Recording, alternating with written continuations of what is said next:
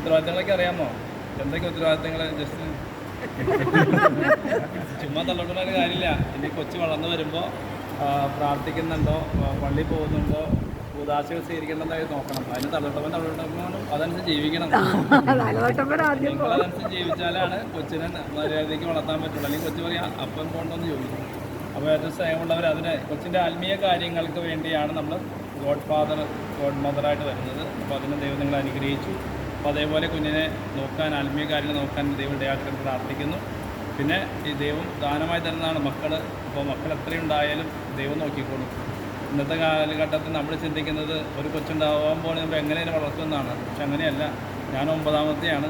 ഇപ്പോൾ എൻ്റെ അപ്പനൊക്കെ ആഗ്രഹിച്ചത് കൊണ്ടാണ് ഞാൻ 9 ഉണ്ടായത്. 2 മതി എന്ന് പറഞ്ഞാൽ ഉണ്ടാവില്ലായിരുന്നു, തോന്നിയച്ചോടി ഉണ്ടാവില്ല. അപ്പോൾ അതേപോലെയാണ് നമ്മുടെ ജീവിതത്തിൽ മക്കൾ ദൈവത്തിൻ്റെ ദാനമാണെന്നുള്ള ബോധ്യത്തോടെ ജീവിതത്തിൽ എന്തെല്ലാം നേടിയാലും ഏറ്റവും വലിയ സമ്പത്ത് മക്കളാണ്.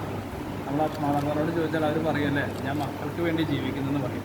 അതേപോലെ ഈ മക്കളെ സമ്പത്തായിട്ട് കണ്ട് ജീവിക്കാൻ ഈ ആധുനിക കാലഘട്ടത്തിലായിട്ട് പ്രാർത്ഥിക്കുന്ന ആശംസിക്കുന്നു. പിന്നെ രണ്ടുപേരുടെ തുല്യ ഉത്തരവാദിത്തമാണ് കൊച്ചിനെ വളർത്തുക.